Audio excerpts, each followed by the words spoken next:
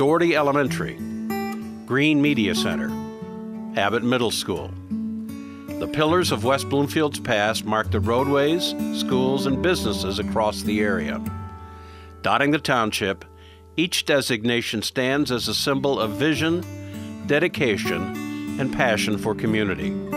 Once known as Little Green School, the Green Media Center, located on Walnut Lake between Orchard Lake and Farmington Roads, is now home to Civic Center TV. But just over 50 years ago, the small cinder block building functioned as the second of 3 green schools that would serve the area from 1860 until 2011. From my mother's accounts, she will only say good things about the Greens. They were very good people, very responsible, upstanding citizens of the community. And I think they deserve a lot of credit. Well, it began before before Hartwell Green. William Annette found a piece of property coming from New York State, and decided he liked it when he saw a running stream. Nearly 10 years before the formation of West Bloomfield Township in 1833, William Annette made the long trek from the East Coast to Michigan in search of new farmland. And after falling in love with the plentiful water supplies that the area offered, Annette's 320-acre purchase would eventually produce 5 generations of farmers and influence over 150 years of education. The reason he loved the water was he'd been working on a farm in New York where there was very little of it, and they had to walk the cattle long distances to water them. And he bought the whole eastern section of Section 22, a lot of acres. I'm going to say over 300. It was wilderness. He was probably one of the first 10 families that lived in what would later in 1833 become West Bloomfield Township. So he was a pioneer. And he married a woman probably about 2 years later from Franklin, which was probably a pretty nice little town at the time. I mean, it was a town at least. West Bloomfield never really had a town. They had one daughter.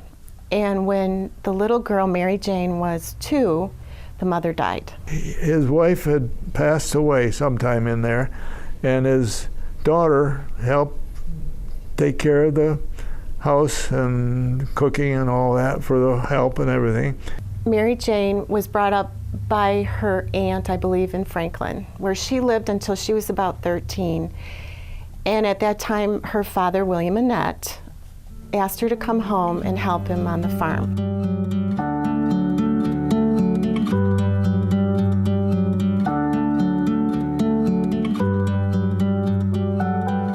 William Annette died in 1850, and somewhere after that, Mary Jane met Hartwell Green, who would become her husband.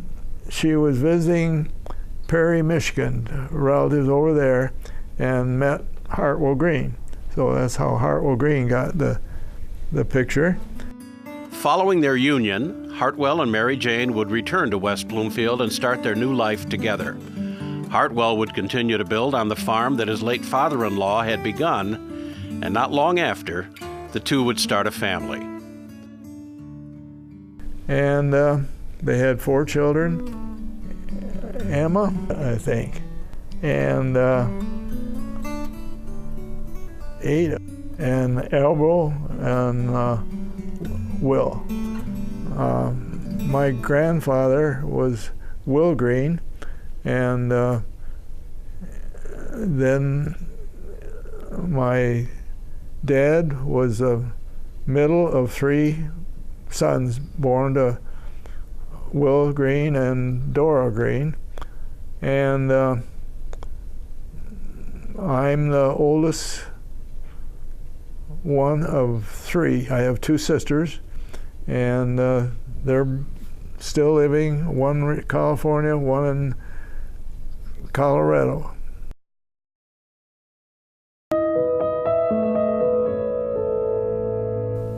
That is when they decided they needed a school. So this would have been in the 1850s, and I believe Green School dates back to 1860. And that is the beginning of Green School.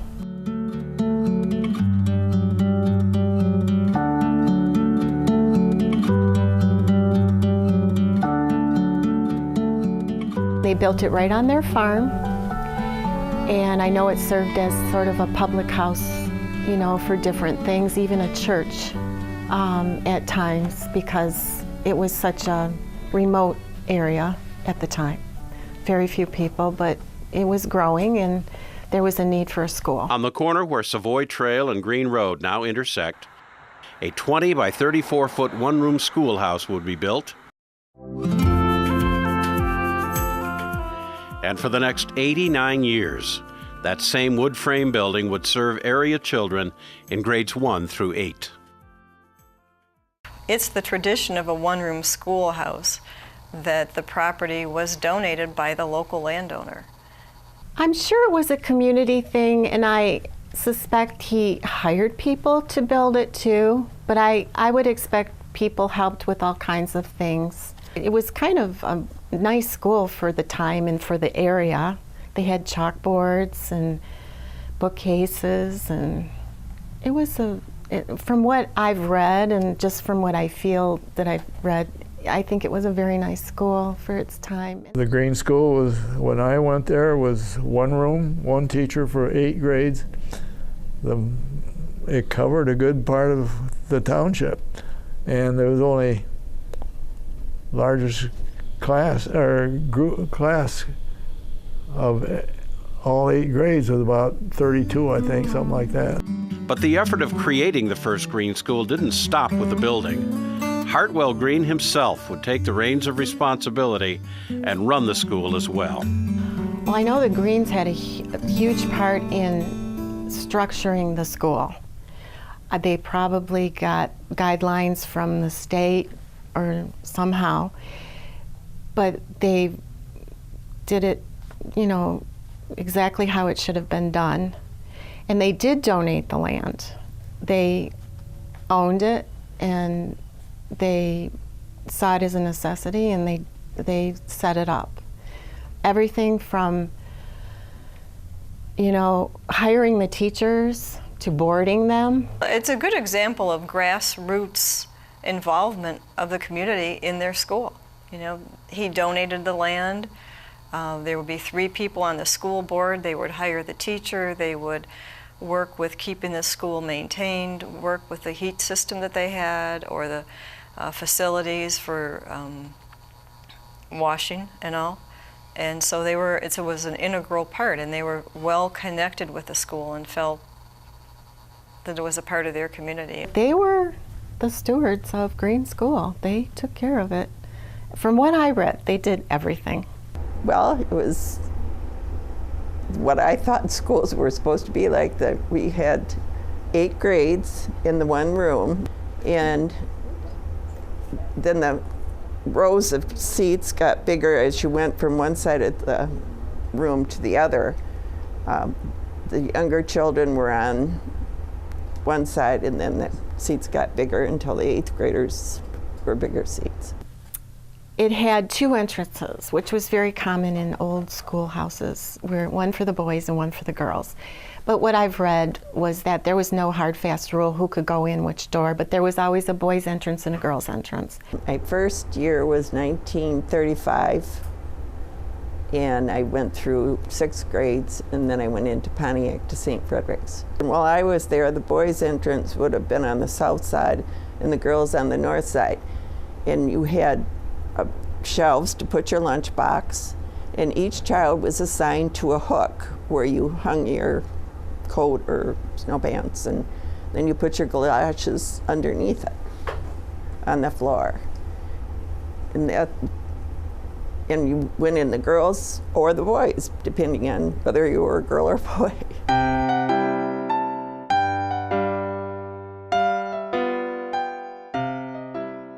My first year, we did not have indoor plumbing. There was an outhouse, and there was a big copper kettle in the back of the room that was filled with water every morning with a dipper in it, and we all got a drink out of it. I don't remember getting sick. Back in the beginning of the school, they had what were basically outhouses on either side, one for the boys and one for the girls, and I'm sure that was pretty strict. You had to put on your snow pants, your galoshes, your jacket, your hat, your gloves, and then you had to cut across to the outhouse, which was, for a 5-year-old, this was a long way. And one time I just didn't make it, but I knew kids looking out the window, if I turned around, they would know. So I kept going and then came back.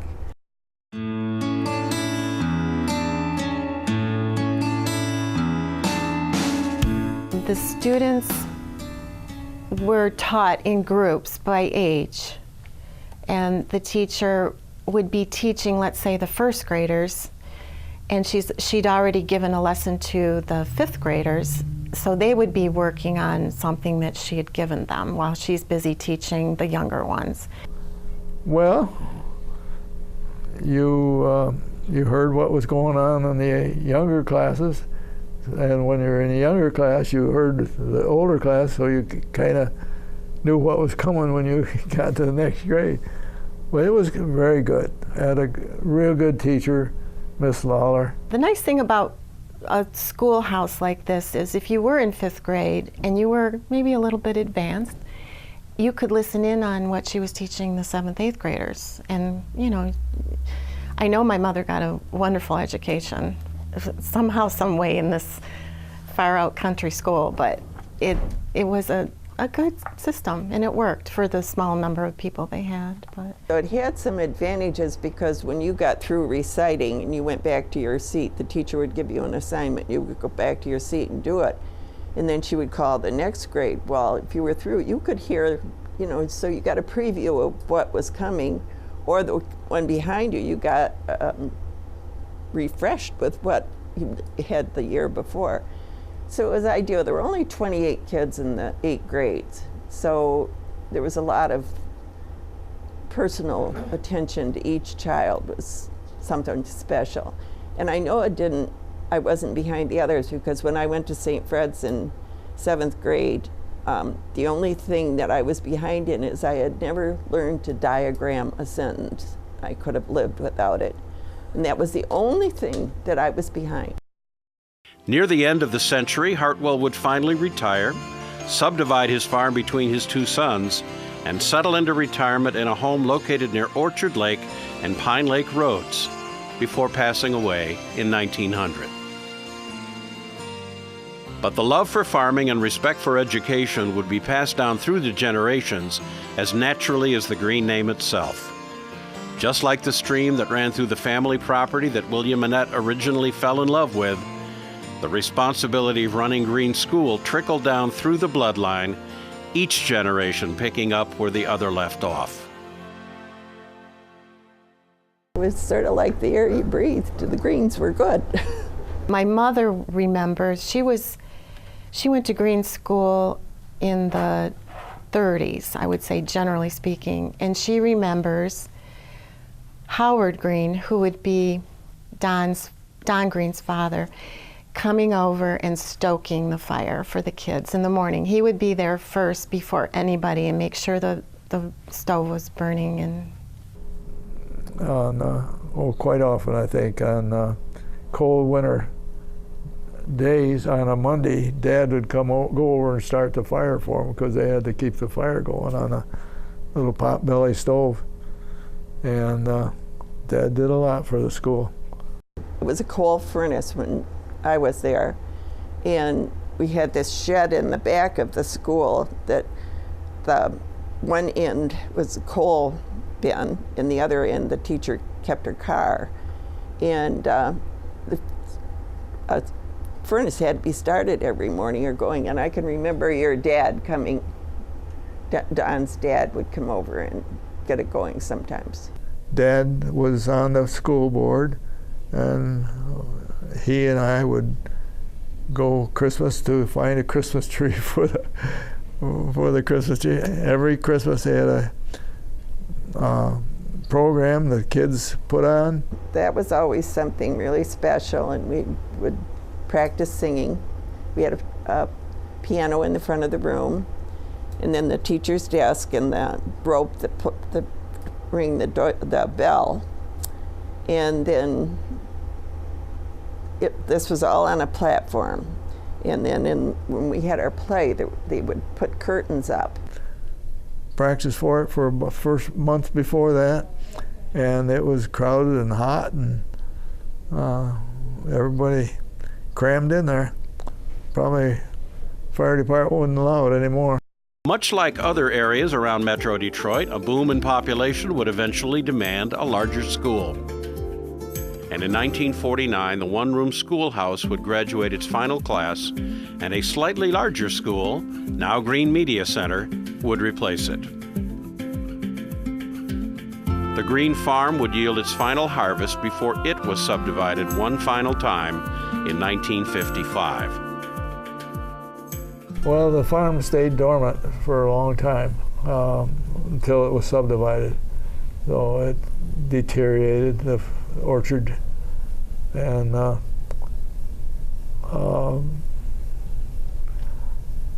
it just wasn't a part of us anymore, I guess.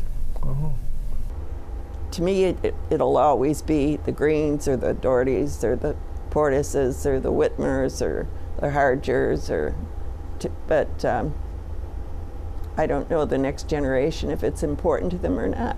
A short while later, the third installment of the school would open up directly behind the second, and it too would bear the familiar Green name up until 2011, when it was renamed after longtime principal Kathy Chico. And although the Green name no longer exists on a West Bloomfield school building, the echoes of Hartwell's contributions live on, through the generations that attended the tiny institution and the ones that succeeded it. To build Green School was the beginning of something huge, and he probably never imagined. Well, of course, I never knew him, but when you realize how much he did. It wasn't that he gave the land, it was part of his family. It was something, it was a responsibility. I think he felt he owed it to the community, and there was a need, and he saw it, and he took the job. It was a special part of my life, and I loved it. I loved Green School, and I think every kid that was there did. It was something you wish you could have today, but you can't. It's just a different world. You know, sometimes we do things that we don't even realize are so amazing, but I think it was a really big thing. I don't know how to describe it. It's great. Been very fortunate to be born in a family like that. Yeah, very fortunate. And now, through the generosity of Don Green, the Greater West Bloomfield Historical Society has accepted several pictures, documents, and personal belongings so that the memory of his great-grandfather can forever be preserved at the Orchard Lake Museum. I was the one who took the clock when he donated the clock. And he told us that it hung on the wall the whole time that he was a student there. All the time I was there at school, it was on above a blackboard on the north side. It had to be wound once a week. And they finally went to electric clock, and they didn't want that anymore, so Dad took it. And I got it. And I kept it running for a long time, and it's still run, but I guess somewhere in our moving we lost the key to wind it. Well, he brought it to our annual meeting. We were giving him an award, and I picked up Ivy and Don and brought them to the event, and he had the clock with him and wanted to donate it to us instead of the school. At that point, he thought that the Greater West Bloomfield Historical Society was a good place for that kind of a donation. I knew it was important. It's an old one, I know that. And I was glad to have someone appreciate it. Well, it provides a legacy. It gives us a tradition and understanding of what's happened in the past. And without them doing that, then that past gets lost. And we're not as rich because of that. I'm glad I can help a little bit. If I've done anything, that's good.